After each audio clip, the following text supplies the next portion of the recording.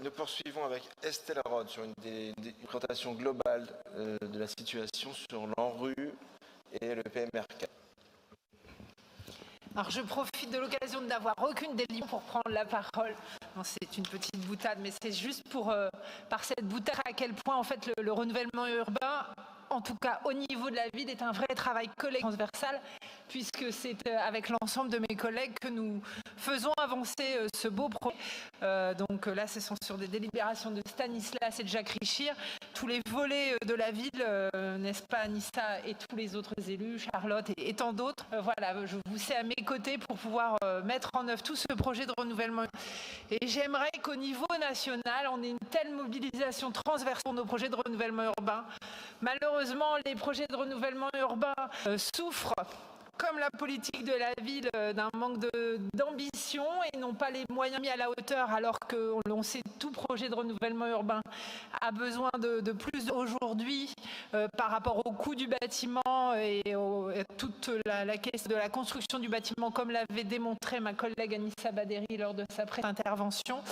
Et voilà, donc malgré tout cela, malgré ce qui n'est pas facile pour la production d'habitat, malgré le manque de vision transversale du renouvellement urbain national, on avance sur l'île. Je profite donc de ces délibérations pour vous le démontrer, pour répondre ainsi aux questions des uns et des autres, puisqu'il y avait eu des questions aussi en commission sur ces sujets. Et donc comme ça vous présentation générale qui s'adresse également à l'ensemble des Lillois. Le renouvellement urbain s'entend de manière un peu large. Nous avons tout d'abord le PMR4, qui est le programme métropolitain de requalification des quartiers anciens dégradés, qui est un très ancien projet qui remonte maintenant un certain nombre d'années et qui a été porté par un d'élu à l'habitat avant moi-même. Et donc nous avançons enfin, vous voyez l'image du projet, donc la maîtrise foncière, on peut avancer au prochain slide, est totale. Les relogements sont finalisés, les démolitions sont en cours et devraient se terminer trimestre 2024. Le PC est obtenu et les constructions devraient commencer de 2025. Et l'ensemble donc des villes sont cédées à la SPLA, notamment par les délibérations de ce jour. Et nous avançons donc sur les réhabilitations. Quelques-unes ont déjà des individuels déjà été livrés et des livraisons auront lieu jusqu'en 2026.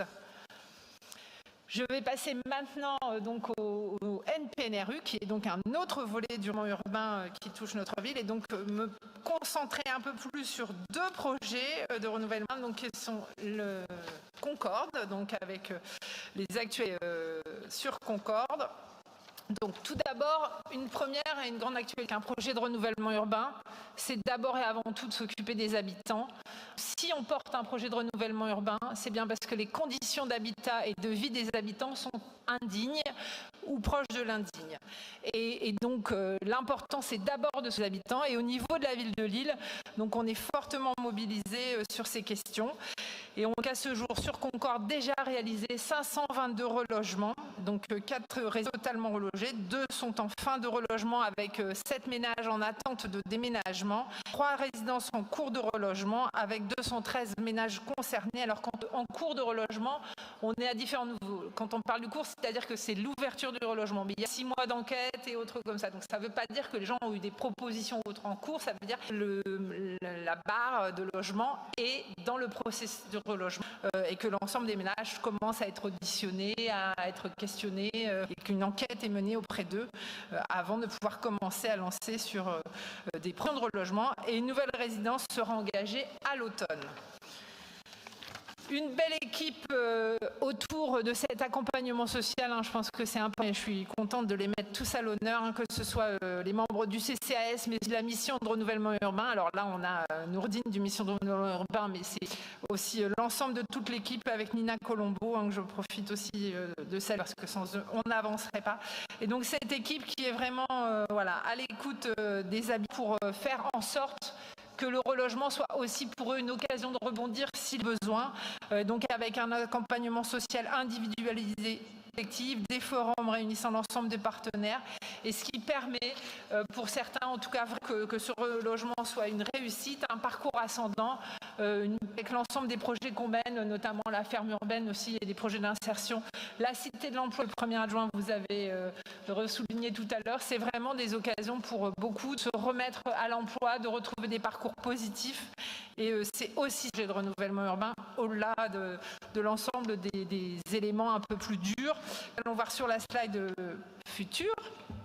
Voilà, donc vous savez, on a l'année dernière inauguré la ferme urbaine, les jardins familiaux et partagés, la crèche, les déconstructions donc, qui sont en cours et arrive bientôt donc, le square qui est en cours de travaux et qui a été, ma chère Charlotte, fait en très belle concertation avec des enfants donc, de l'école Chénier-Séverine, donc un vrai square à hauteur d'enfants, mais pas que, en fait, pour le coup, c'est à l'inverse, c'est pas les adultes qui pensent à la hauteur des enfants, mais c'est les enfants qui pensent à hauteur d'enfants aussi pour les plus grands, pour les plus petits.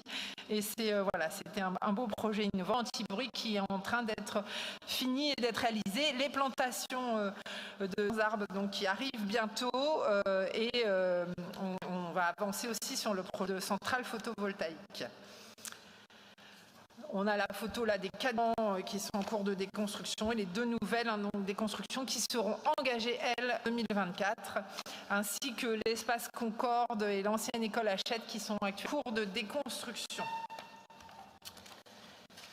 Donc la livraison de l'ICI que je vous en parlais, avec donc un mur de 800 mètres de long et un 5 mètres de haut quand même, hein, voilà, et la plantation des 800 arbres et tout un travail aussi que l'on fait sur la question de la qualité du bruit et sur la sensibilisation du bruit et l'impact du bruit sur leur bien-être, hein, et ça je remercie notamment l'espace santé dont a parlé alors Arnaud, hein, qui est un vrai outil mobilisateur sur cette sensibilisation.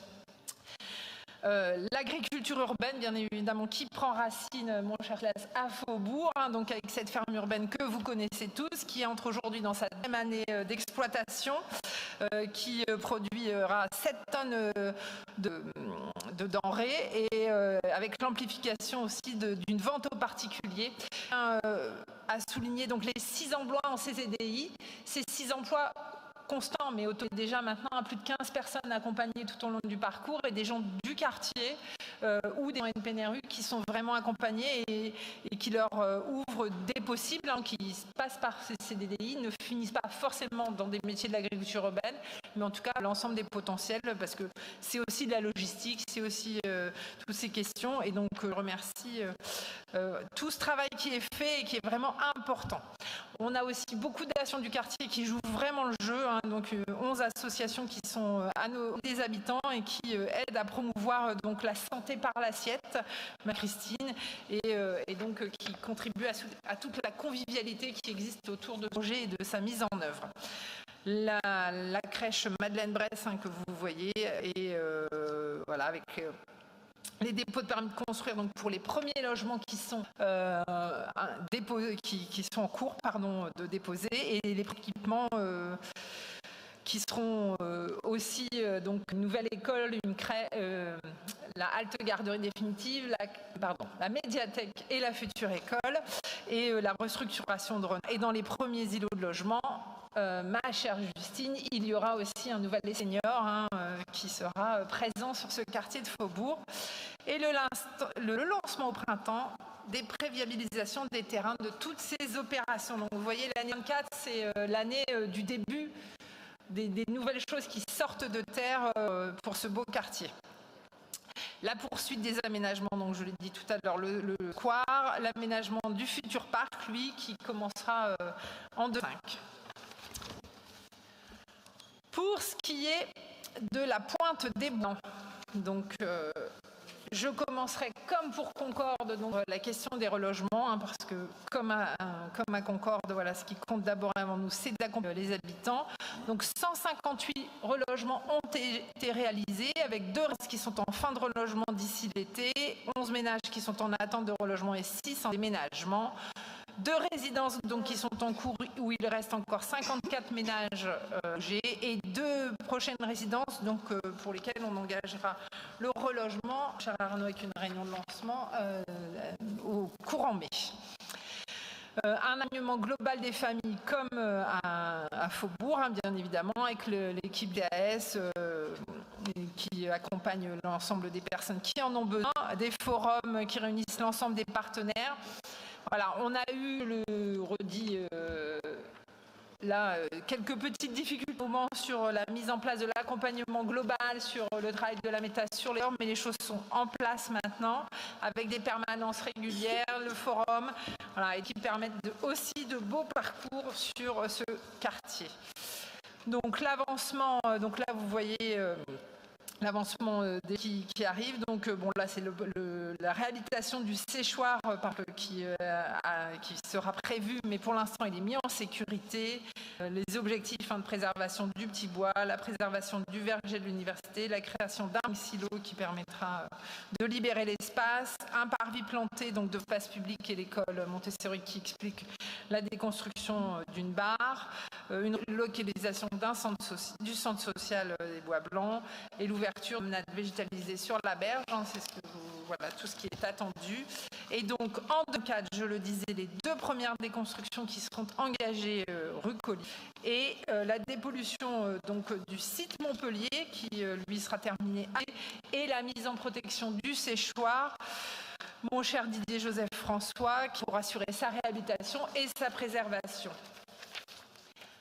Voilà, donc vous voyez, on avance, malgré un contexte pas facile, mais surtout, quand je disais pas facile, pour en revenir à mon introduction, une mobilisation de l'État qui était très ambitieuse au début du NPNRU, mais qui de jour en jour est de plus en plus resserrée et certainement pas accompagnée au niveau qui est nécessaire par une politique globale du logement et de la construction de l'habitat. Et tout indique que ça ira